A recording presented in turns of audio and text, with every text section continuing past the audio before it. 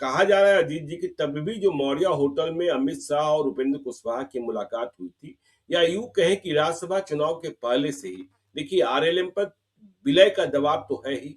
इस बार यह भी कहा गया था कि ठीक है आप पार्टी का विलय मत कीजिए, लेकिन बेटे को बीजेपी के कोटे से एमएलसी बनने दीजिए। तो उपेंद्र कुशवाहा इसके लिए भी तैयार नहीं हुए, जब इसके लिए भी तैयार नहीं हुए तो अमित शाह की ओर से फिर मनाही हो गई और कह दिया गया कि चौथा उम्मीदवार भी बना दीजिए। बिल्कुल, तो वही हम कह रहे थे कि 7 मई को बनाया, इसका मतलब उस समय कोई बात थी जी। या उस समय कोई ऐसी स्थितियां ये सोचा था, बीजेपी ने कोई ऐसी स्थिति की कल्पना की थी कि मर्जर हो जाएगा पार्टी का, या दीपक प्रकाश को बीजेपी के टिकट से भेज देंगे, कुछ ना कुछ ऐसी बात होगी, नहीं तो उसी दिन खारिज हो जाता, उसी दिन नहीं बनाते मंत्री उनको, बिल्कुल। उस दिन ज्यादा आसान था हटा देना। अब मंत्री बनाने के 1 महीने के बाद अगर ऐसी स्थितियां क्रिएट की जाती हैं कि उनको एमएलसी नहीं बनाएंगे और उनको इस्तीफा देना पड़ेगा, तो ये थोड़ी शर्मिंदगी की बात होगी उपेंद्र कुशवाहा के लिए, ये अपमानजनक स्थिति होगी बल्कि उपेंद्र कुशवाहा के लिए भी बिल्कुल। और दीपक प्रकाश के लिए भी, कि उनको मंत्री बनाया गया और एमएलसी नहीं बनाया गया। तो ये भी स्थिति आमतौर पर ऐसा नहीं होता है, तो ये एक स्थिति जी। है, अभी इसको कंसीडर करना होगा।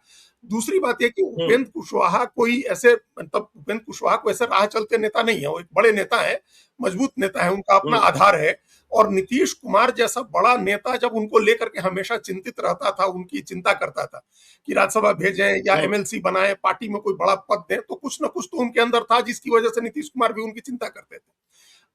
देखिए, बिल्कुल। बनाने में कितना योगदान है वो हम नहीं कह सकते हैं, लेकिन बिगाड़ने में तो कोई आदमी आगे आके बिगाड़ सकता है ना ज्ञानेश्वर जी। हाँ, लेकिन इस बार कहा जा रहा है कि नीतीश कुमार की कोई सहानुभूति नहीं है, जो बीजेपी के अंदर खाने से खबर है कि नीतीश कुमार कोई दबाव नहीं बना रहे हैं उपेंद्र कुशवाहा या दीपक प्रकाश को बचाने के लिए। हाँ, नहीं, उनकी तरफ से कोई दबाव नहीं होगा, आप उनकी तरफ से नीतीश कुमार क्या डिसीजन करेंगे, और बाकी लोग जो उनके साथ के लोग हैं उनका कोई लव लस्ट नहीं है।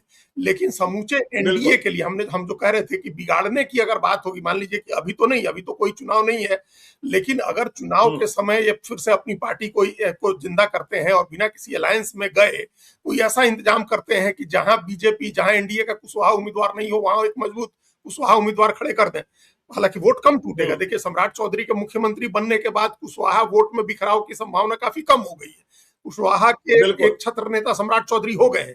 लेकिन चुनाव के समय की स्थितियां आप भी जानते हैं ज्ञानेश्वर जी, हम भी जानते हैं, चुनाव के समय जो लोग जागृत होते हैं उसमें बहुत सारी चीजें लोग भूल जाते हैं।